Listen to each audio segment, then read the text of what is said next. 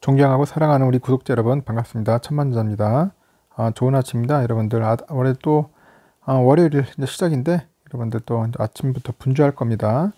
분주한데 또 분주한 그 하루 속에서도 여러분들 원하는 바 잘 이루어지길 진심으로 기도하겠습니다. 이번 시간에 여러분들에게 그 삼성전자 기쁜 소식이라고 하기보다는 그래도 희소식이라고 해야 할지 모르겠습니다. 그런 관련된 뉴스도 있고 그리고 뭐 여러 가지 이야기도 있고요. 그런 사설도 있어요. 근데 그 중에 저는 한번 그 주식 전문가의 그런 이야기를 한번 들려드릴까 합니다. 이분은 내가 보니까 그 여러 유튜브 채널에 자주 나오시는 분인데 이게 보니까 교보증권의 영업부장이시네요. 보니까 이거 박병창 씨라고 하는데 이분 뭐 책도 쓰시고 여러 가지 활동을 많이 하시는 것 같더라고요. 유심히 들어보니까 나름대로 뭐 설득력도 있고 논리도 괜찮은 것 같더라고요. 그래서 여러분들에게 한번 잠시 이야기를 한번 들려볼게요.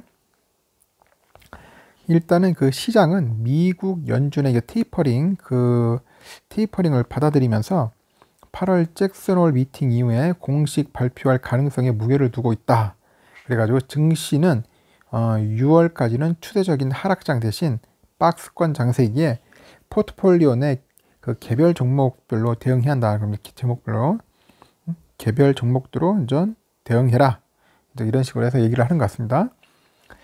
이번에 최근에 뭐 유튜브 등에 출연을 했는데 그 박병창 교보증권 영업부장인데 이분은 6월 예정된 그 연방공개시장위원회가 있어요. FOMC 이후에 연준이 취할 그 움직임을 관망하면서요.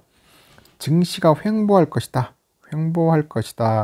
이렇게 내다보고 있어요. 그 본격적인 테이퍼링을 개시하는 시점은 한 8월 한 잭슨홀 회의 이후에 9월 FOMC가 될 것이다. 여러분들 9월 FOMC 그때를 보는 것 같습니다. 지난 10일에 이제 선물 옵션 동시 만기를 맞았어요. 그래서 한국 증시와 미국의 5월 그 CPI 그 소비자 물가지수죠. 그게 예상치를 상회하는 등 전년 동기 대비 한 5%를 기록함에도 예상보다 양국 증시는 비교적 차분한 움직임을 보였어요. 차분한. 그래서 연준은 지난해 그 사들인 회사채 ETF가 있어요. 이것도 그냥 팔기 시작했지만은 아직 주식을 팔고 증시를 떠나기에는 이르다. 이게 박 부장의 설명이죠. 그리고 그는 지금도 매월 연준이 한 1200달러 규모로 이제 미국채하고 MBS를 사들이고 있네요. MBS라는 게 뭐냐면 그 모기지 담보 보증권을 말합니다. 이걸 사들이고 있는데 작년에 산 회사채가 한 140억 달러를 연말까지 매도한다고 해서 시장에 충격을 주지 않을 것 같다. 당분간 증시는 이제 추세적인 하락장이 아닌 박스권이다. 박스권에서 이제 뭔가 갇혀 있을 것 같지 않느냐 그렇게 보고 있는 것 같습니다.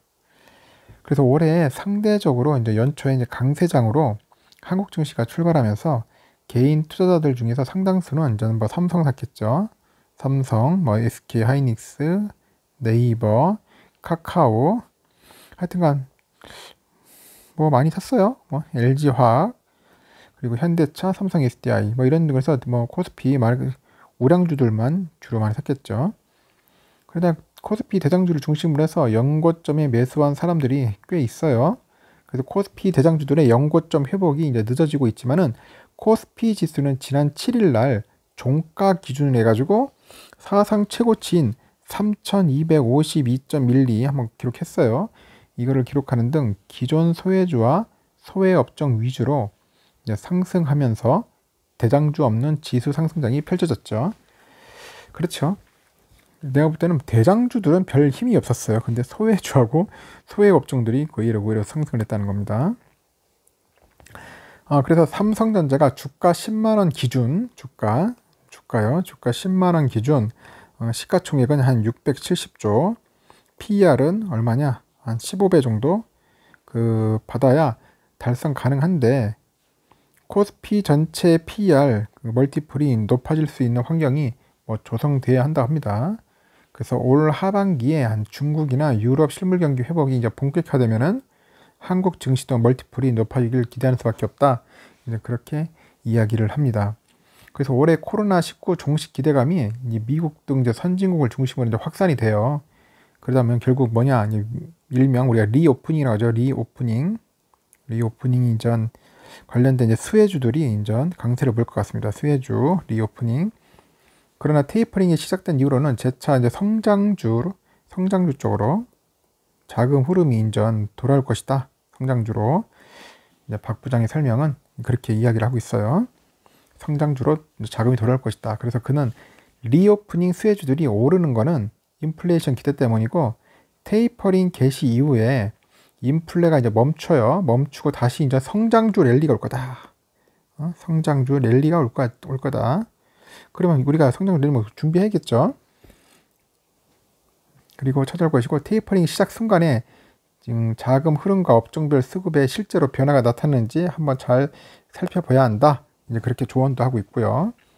그래서 박 부장은 그 코스피 대장주에 대한 투자 조언도 아끼지 않았는데 이분이 최근엔 네이버하고 카카오 양강구도에서는 네이버 주가는 부진하고 네이버는 부진하고 카카오는 약간 우상향하는 현상에 대해서 그는 과거의 포털 지배력은 네이버가 이제 압도했는데 이제 성숙 기업의 행보를 이제 보이고 있고 카카오는 이제 스타트업처럼 각종 플랫폼들이 이제 일상 속을 파고 들어가는 거예요. 그다음에 이제 변화가 체감되죠. 변화가 체감된다. 카카오는 전기차 시대 주역으로 이제 부상한 현대차나 뭐 기아 등 그 자동차 관련주하고 LG화학, SK이노베이션 등 그 배터리 관련주에 대해서도 S커브와 캐즘 이론을 들어 설명을 하네요. 보니까. 그래서 박 부장은 전기차 운행이 이제 전기차 운행이 이제 급증을 할 겁니다. 급증하면서 배터리하고 자동차 관련주가 미래 기대감을 선반영해서 주가가 많이 반영했다. 배터리가 많이 반영했다. 그래서 이제 급등했다는 거죠. 그래서 이제 그 선 반영되고 꺾이는 지금 상황에 꺾이는 거예요. 이제 반영했기 때문에 꺾입니다. 꺾이는 지금 상황에서는 반등 구간이 몇 년이 걸릴지도 아무도 모른다. 그리고 선을 그었어요. 그래서 일부 손절매를 감수를 할지 아니면 장기 투자할지 각자의 몫이다. 그런 얘기를 하는 것 같습니다. 약간 좀 그런 느낌은 들어요. 이제 배터리, 전기차 관련돼 가지고 기대감에 벌써 주가에 선반영이 돼 가지고 많이 오를 만큼 올랐다는 거죠. 오를 만큼 올랐으니까 이게 한번 꺾이는 거죠. 꺾이니까 이 꺾이는 구간이 과연 얼마나 갈지는 자기도 장담을 못하는 것 같습니다. 하여튼 또 요즘 또 한 이슈되는 그 두산중공업, HMM, 호텔, 여행, 항공주 등 리오프닝 관련된 그 수혜주나 그 테마주 그 대해서는 단기 과열 경계를 명심하라고 조언하네요. 과열됐다. 그때 해운 등 리오프닝 관련주는 일시적인 공급난으로 이미 주가의 미래 예상치를 선반영했어요. 미래 예상치 선반영했기 때문에 선반영. 그렇기 때문에 개별 종목별로 이제 상방이 얼마나 열려 있는지는 판단해야 한다는 거죠. 그래서 바이오 업종 경우도 코로나19 상황이 끝나도 독자 기술력으로 신사업을 개발할 수 있는 종목만 살리고요. 그렇지 않은 종목들은 손절매를 하는 게 적절할 것 같다. 그런 식으로 얘기를 하는 것 같습니다. 그다음에 다양한 얘기를 했는데 삼성전자는 이분이 봤을 때는 이제 3분기부터는 좋아지지 않겠는가? 3분기 좋아질 것 같은데 문제는 이제 그거예요. 이제 실물 경기가 좀 본격화되고 하면은 또 어떻게 될지 모르니까 한번 유심히 살펴봐야 할 것 같습니다. 근데 멀티플이 이제 높아지 하는데 그 높아지는 건 그 이유는 한번 좀 더 지켜봐야겠죠. 문제는 이제 반도체 가격이 좀 올라갈 것 같고 이제 스마트폰이 이제 하반기에 어떤 모습을 보여줄지 한번 보일 것 같습니다. 그래서 시스템 반도체 이것도 하반기에 어느 정도의 매출과 영업이익을 한번 보여줄지 그 관건이에요. 이런 것들이 잘 이루어지면은 우리 하반기에는 충분하게 삼성전자 그래도 10만 전자까지는 갈 수 있지 않겠는가? 이제 그렇게 보고 있습니다. 근데 여러분들 참 단 거 있어요. 근데 별거 없습니다. 제가 볼 때는 그냥 여전히 꾸준히 이제 투자하시는 것밖에 없습니다. 지금이 가장 저점이고 지금이 바닥이라고는 다들 하고 있습니다. 지금쯤 바닥을 통과하고 있는 시간이에요. 이제 바닥을 통과하는 구간이니까 이 지겹고 괴롭고 짜증나는 이 구간을 우리는 슬기롭게 헤쳐나가야 돼요. 혼자 하기는 힘들어요, 여러분들. 혼자 지나가기 힘듭니다. 다 같이 손을 잡고 우리 한번 의기투합해서 같이 이 시기를 극복해 나가야지. 그렇지 않으면은 다들 말 그대로 여러분들 쓰러집니다. 쓰러지고 그냥 손절하고 다 떠날 수밖에 없습니다.